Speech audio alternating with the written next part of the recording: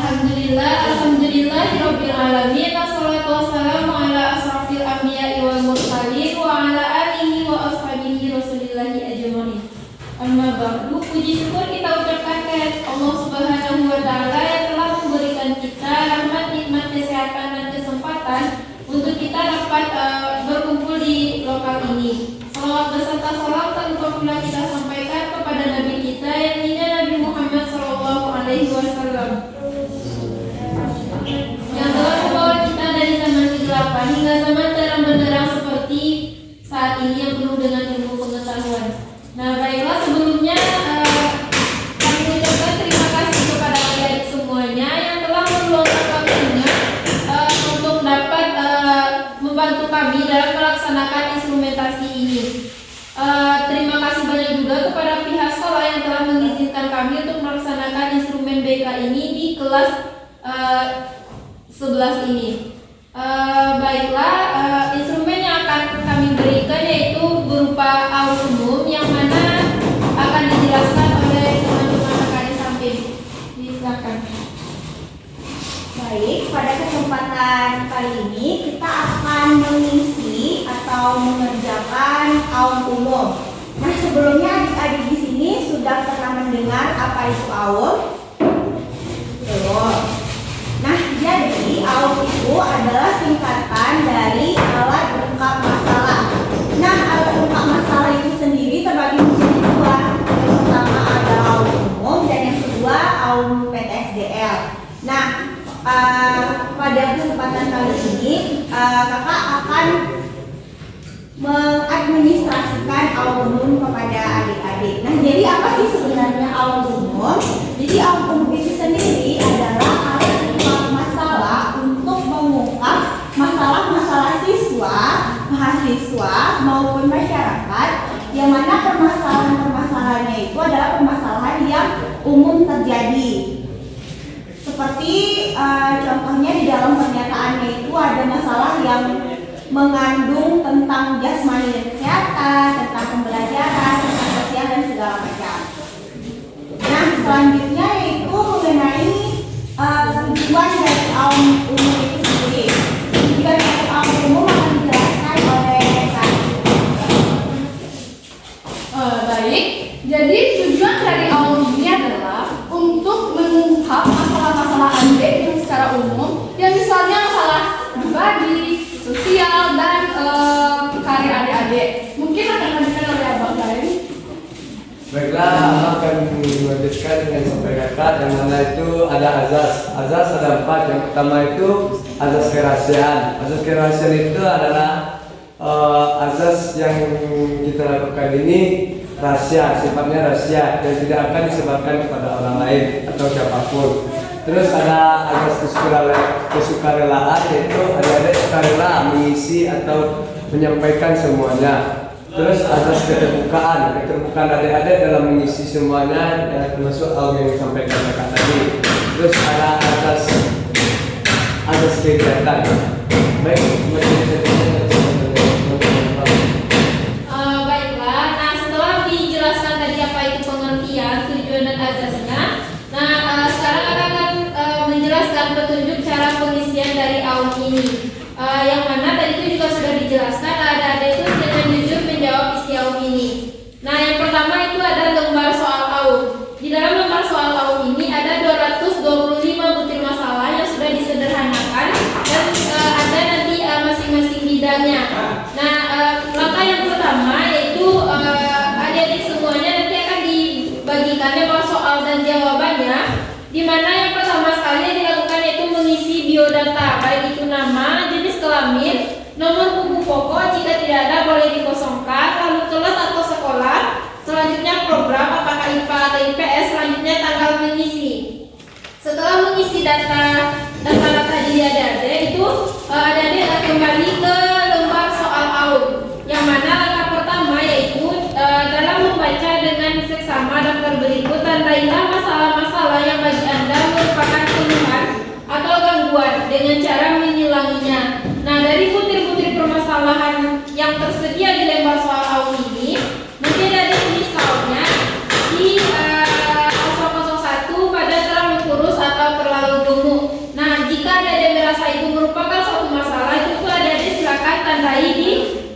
nomor yang 001 ini. Selanjutnya yaitu untuk sampai butuh 25 sama seperti itu, mana masalah yang benar-benar mengganggu atau masalah yang benar-benar ini kalau dibiarkan akan menjadi seperti ini, begitu kan? Setelah mengisi bagian halaman yang ini, lalu balik lagi halamannya dan masuk kepada langkah kedua. Nah, di langkah kedua itu adik-adik nantinya jika ada dari 225 butir tersebut masalah yang benar-benar berat, maka tuliskan nomor masalahnya di sini. Namun jika tidak ada juga tidak apa-apa. Selanjutnya itu pada langkah ketiga, yaitu apakah masalah-masalah yang ditanda itu benar-benar menggambarkan keseluruhan masalah yang adik-adik alami. Jika iya, silakan disilang yang di iya. Jika tidak, silakan disilang yang tidak. Nah, dan soal yang keduanya yaitu jika ada di dalam 225 itu ada salah satu masalah yang itu tidak ada di dalam ini gitu. Dan itu bisa dituliskan di yang nomor 2. Selanjutnya itu soal yang ketiga. Nah, kan setelah mengisi semua ini, apakah adik-adik itu akan mengkonsultasikannya dengan konselor atau guru BK ataukah ke teman atau kepada orang yang adik percayai, itu silakan ditandai di sini. Dan jika memang tidak mau untuk mengkonsultasikan atau bagaimana, bisa disilang yang tidak. Nah, sebaiknya kan kita mengisi awin itu yang benar-benar menjadi permasalahan bagi kita. Nah, sebaiknya jika memang takut membaginya kepada guru BK atau konselor tuh boleh diisi dengan berbagi kepada teman atau orang tua. Nah, apakah ada yang paham dengan masalahnya? Nah, dan yang harus adik-adik ingat adalah lembar soal dari awal ini itu tidak boleh dicoret sedikit pun. Baik itu ditandai berupa titik, garis lurus atau coretan-coretan kecil lainnya. Kita sama-sama menjaga kebersihan dari buku soal awal tersebut. Apakah adik-adik paham? Nah, baiklah, sekarang kami akan membagikan lembar awalnya kepada adik-adik semuanya.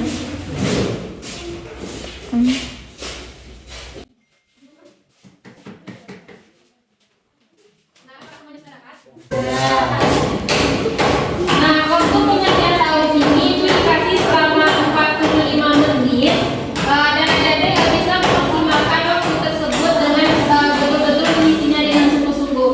Nah, marilah kita mulai dengan membacakan basmalah. Bismillahirrahmanirrahim.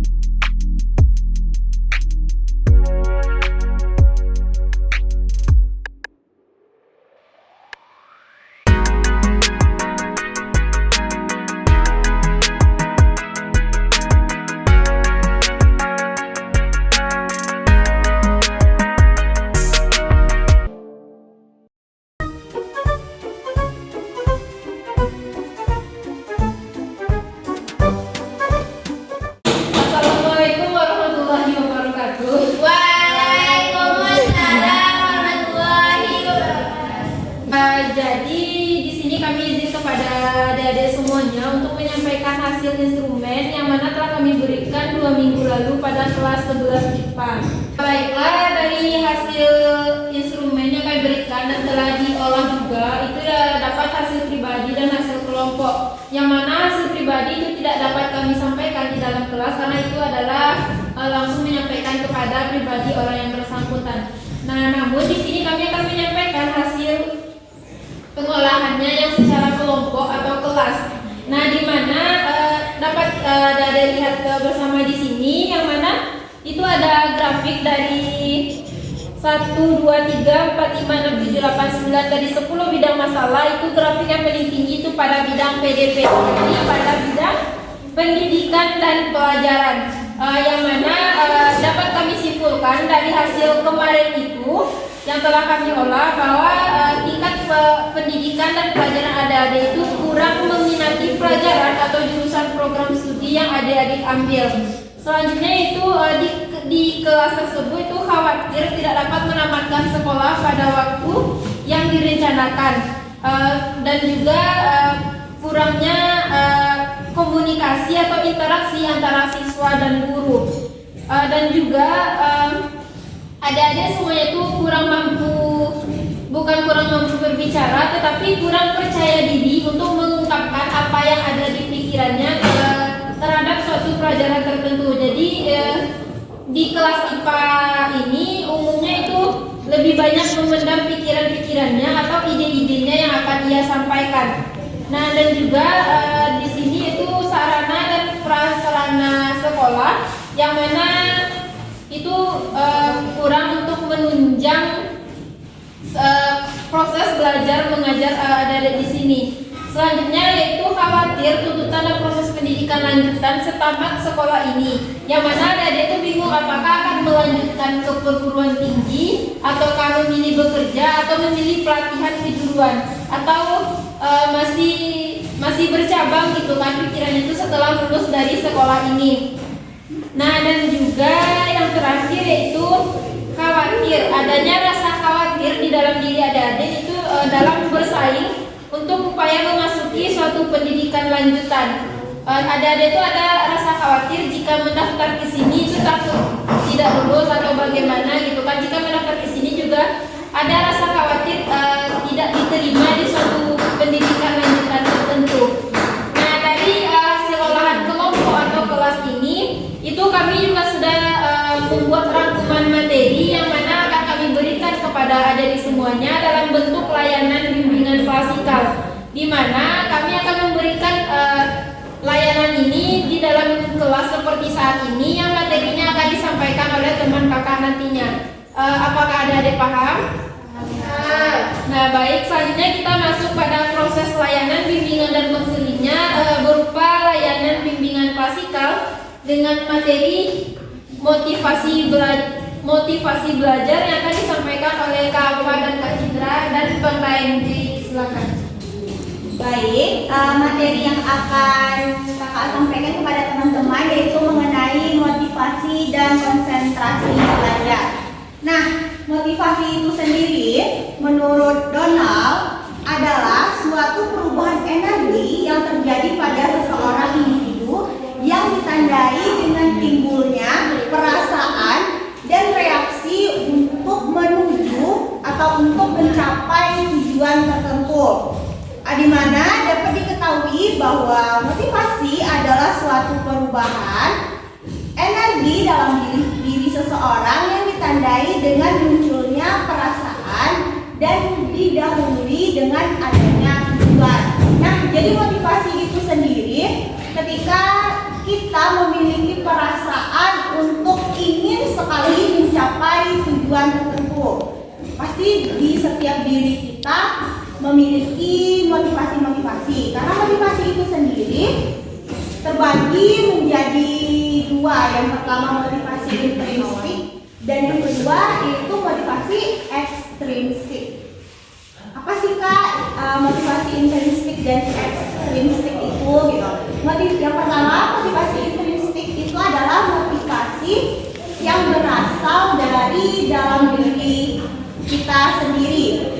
Jadi itu contohnya kayak kita bertujuan ingin sekali dapat ranking 1 misalnya kayak gitu. Nah maka motivasi itu tuh timbul dari diri kita sehingga kita mau ujian atau belajar dengan sungguh-sungguh sehingga nantinya tujuan untuk dapat ranking 1 tadi itu dapat tercapai. Nah itu yang disebut dengan motivasi intrinsik. Biasanya motivasi intrinsik itu untuk mengejar tujuan-tujuan atau impian-impian pribadi gitulah. Nah, motivasi ekstrinsik itu adalah motivasi yang timbul di diri kita itu dari dorongan luar. Misalnya kita dibilang sama orang tua nih, oh kamu kalau misalnya juara 1 nanti kamu mama beliin sepeda gitu. Karena adanya janji dari orang tua untuk dibeliin sepeda, kita jadi bermotivasi untuk ingin mendapat juara 1. Nah, jadi terlihat ya perbedaannya dari motivasi intrinsik dan motivasi ekstrinsik itu.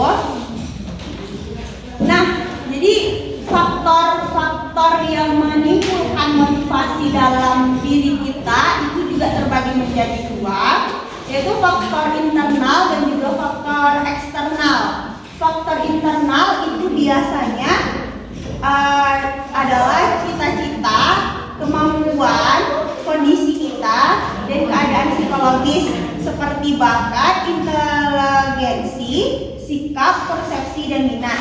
Lalu kalau dari faktor eksternal itu biasanya dari lingkungan sekolah, lingkungan tempat kita belajar, lingkungan belajar kita di dalam keluarga gitu. Misalnya lingkungan belajar di sekolah, teman-temannya enggak pada semangat belajarnya, jadi motivasi kita jadi kurang juga gitu. Kalau misalnya lingkungan sekolahnya anaknya ambis-ambis, nanti motivasi kita jadi ikut ambis juga gitu. Jadi itu mempengaruhi menjadi salah satu pengaruh atau faktor dalam tinggi atau tidaknya motivasi kita, seperti itu. Lalu jenis-jenis motivasi ini itu tuh ada 3. Yang pertama yaitu motivasi prestasi, lalu yang kedua ada motivasi afiliasi, dan yang ketiga itu motivasi berkuasa. Nah, motivasi prestasi ini itu adalah motivasi yang timbul ketika kita ingin mencapai sesuatu dalam tanda kutip itu kayak mencapai prestasi gitu, pendidikan. Jadi misalnya kayak yang tadi contohnya kita mau juara 1 gitu kan, termotivasi lah kita untuk juara 1, atau kita melihat teman lomba terus dia menang, terus kita termotivasi juga untuk ingin menang juga seperti dia gitu. Itu motivasi prestasi. Jadi yang kedua itu ada motivasi afiliasi. Motivasi afiliasi ini tuh lebih kepada motivasi kita kepada hubungan sosial. Kalau kita hubungkan ke dalam pembelajaran kita, berarti motivasi kita untuk ingin meningkatkan pembelajaran dengan cara bekerja kelompok bersama teman gitu. Jadi kita untuk meningkatkan motivasi itu, untuk meningkatkan nilai atau meningkatkan semangat belajar kita, motivasi belajar kita, jadi kita punya keinginan untuk mau belajar bareng teman-teman kita, seperti itu. Lalu yang terakhir, yang ketiga yaitu motivasi berkuasa atau motivasi kekuasaan. Itu jika dihubungkan dengan pembelajaran, itu tuh maksudnya kita ingin menunjukkan ke orang gitu, kayak aku bisa loh untuk dapat juara 1, aku bisa loh jadi anak pintar untuk dapat pengakuan. Misalnya kita pengen diakui sama orang tua kita karena orang tua kita bilang kita nggak bisa gitu. Nah, kita termotivasi biar orang yang nggak pernah mengakui kita itu akhirnya dapat mengakui kepintaran kita, keberhasilan kita, seperti itu. Lalu bagaimana sih caranya untuk meningkatkan motivasi? Karena pasti nggak semuanya punya motivasi, maksudnya pasti nggak semuanya yang motivasinya tuh tinggi gitu, ambis gitu kan. Nggak semuanya, kayak oh ya udah nggak usah lah juara 1, seenggaknya lulus lah, misalnya kayak gitu. Nah, untuk bisa meningkatkan motivasinya biar kita berlomba gitu untuk bisa juara 1 atau berprestasi atau pintar gitu, yang pertama yaitu kita tetapkan dulu tujuan yang jelas. Kita tetapkan tujuan kita, pilah-pilah ya, jangan terlalu ambisius untuk menentukan tujuan. Jadi misalnya untuk 1 bulan ini tujuan kita jelas, kita mau nilai kita semuanya tinggi, misalnya kayak gitu. Kita tentukan tujuan kita, setelah kita tentukan tujuan kita, baru kita laksanakan pelan-pelan gitu, biar motivasi kita makin hari itu makin meningkat seperti itu. Lalu yang kedua yaitu temukan relevansi, lalu buat rencana belajar yang teratur, lalu gunakan metode pembelajaran yang bervariasi, lalu belajar secara aktif, lalu ciptakan lingkungan belajar yang mendukung, jaga keseimbangan. Itu yang paling penting. Kita mau gimana pun kita ambisiusnya, mau gimana pun motivasi kita, kesehatan diri yang paling utama yang harus kita jaga. Lalu hadapi tantangan sebagai peluang, lalu hadirkan rasa kepuasan dalam belajar. Jadi nggak perlu hasil belajar kita rendah daripada teman yang lain terus kita merasa rendah diri, tidak perlu. Berarti segitu kemampuan kita, lalu kita hadirkan rasa puas terhadap itu. Biar untuk kedepannya kita punya motivasi lagi, jadi kita nggak rendah diri gitu. Mungkin sekian materi motivasi dari kakak. Materi konsentrasi akan dilanjutkan oleh Kak Citra.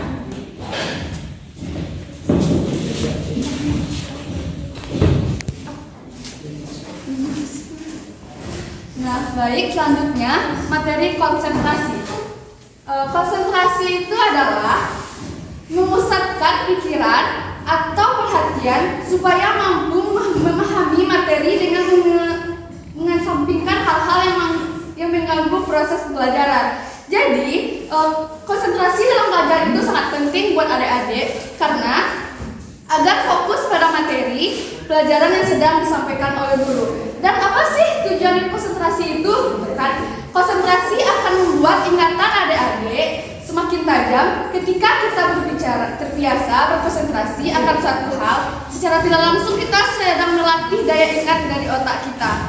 Nah, pasti ada faktor-faktor dari konsentrasi tersebut. Yang pertama, lingkungan. Lingkungan memberikan pengaruh yang cukup besar pada tingkat konsentrasi seseorang. Lingkungan yang nyaman dan kondusif mampu mendukung konsentrasi sehingga menjadi lebih tinggi. Yang kedua, modalitas belajar. Modalitas belajar adalah kemampuan untuk memproses setiap informasi yang disampaikan oleh guru. Yang ketiga, kondisi psikologis. Nah, kondisi psikologis ini adalah adik-adik mampu memiliki bebas masalah atau cenderung lebih sulit untuk berkonsentrasi. Yang keempat, pergaulan. Pada faktor pergaulan ini, adik-adik juga berpengaruh pada konsentrasi belajarnya. Yang adik-adik yang susah berkonsentrasi dan malas belajar biasanya juga sulit untuk berkonsentrasi. Nah, dalam konsentrasi ini ada strategi untuk agar adik-adik itu bisa lebih konsentrasi. Yang pertama, ciptakan lingkungan yang tepat. Pilihlah tempat yang belajar yang tenang, terorganisir, dan minim gangguan. Yang kedua, buat jadwal belajar yang teratur. Tetapkan jadwal belajar yang konsisten dan patuhi dengan disiplin. Yang ketiga, batasi gangguan digital atau jangan sering bermain gadget, HP-nya gitu. Yang keempat, gunakan teknik Pomodoro. Metode Pomodoro melibatkan pembagian waktu belajar menjadi periode yang terfokus. Biasanya sekitar 25 menit, diikuti dengan jeda singkat sekitar 5 menit. Yang ketiga, latihan fisik dan istirahat yang seimbang. Olahraga secara teratur dan pastikan adik-adik memiliki istirahat yang cukup dalam pelajarannya. Yang keenam, fokus pada tugas dan satu waktu. Hindari mencoba melakukan beberapa tugas sekaligus. Jadi tugas itu satu-satu dibuat gitu. Yang ketujuh, buat daftar tugas. Menulis daftar tugas yang harus diselesaikan dapat membantu mengorganisir pikiran dan fokus pada prioritas. Ketika adik-adik menyelesaikan tugas satu persatu, Anda akan merasa lebih terorganisir dan fokus. Yang kesembilan, latihan meditasi dan peregangan. Praktik ini ringan sebelum atau selama sesi belajar dapat membantu menenangkan pikiran, meningkatkan konsentrasi dan mengurangi stres. Mungkin itu saja. Sekian, terima kasih. Nah, dari layanan bimbingan klasikal dengan materi motivasi dan konsentrasi belajar tadi, itu dapat menjadi pertimbangan bagi adik-adik semuanya dalam mengatasi permasalahan dalam pendidikan dan pelajaran. Nah, salah satu dari permasalahan kelas tadi adalah bingung atau khawatir melanjutkan pendidikan kemana. Nah, di sini kita ada UIN Kampus Yunus Batu Sangkar yang mana sudah membuka penerimaan mahasiswa baru itu dari beberapa bulan yang lalu. Nah, salah satu kampus referensi Islam yang mana dari bisa jadikan acuan untuk melanjutkan pendidikan ke perguruan tinggi, yang mana di sana terdapat program-program studi unggulan dan ada juga dibuka 3 program studi murni yang mana itu di bawah naungan sains dan teknologi nantinya. Nah, dan juga di UIN Kampus Yunus Batu Sangkar ini itu ranahnya atau budayanya itu benar-benar budaya Minangkabau semuanya. Jadi tidak terlalu susah untuk menyesuaikan diri atau mengkondisikan diri nantinya saat di sana. Baiklah, mungkin itu penyampaian hasil yang kami olah dan juga pemberian layanan berupa bimbingan klasikal, di mana dengan saya sendiri ucapan terima kasih dari saya Anggun Sakira, Dari saya Citra Kurnia. Dari saya Akfa Hajriah. Dan saya Daeng Richard. Nah, kami mengucapkan banyak-banyak terima kasih kepada adik-adik semuanya dan mohon maaf telah meluangkan waktunya ke sini. Mohon maaf atas segala salah kata ataupun baik perbuatan, tindakan ataupun ucapan kepada adik-adik semuanya. Wabillahi taufiq wal hidayah. Assalamualaikum warahmatullahi wabarakatuh. Waalaikumsalam warahmatullahi wabarakatuh.